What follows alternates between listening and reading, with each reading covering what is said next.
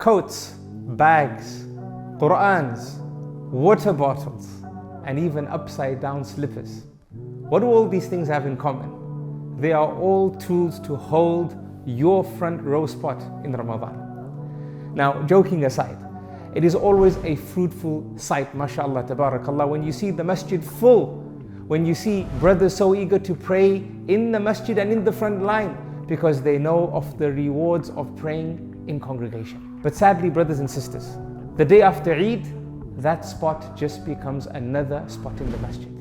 It becomes vacant.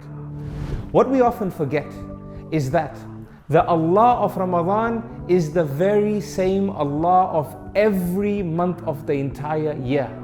There was no super soldier serum that you took to pray in congregation, no radioactive spider bite who forced you to do so. That was all you. So do not see Ramadan as a 30-day detox, but rather a 30-day checkpoint to revitalize yourself and continue the good deeds.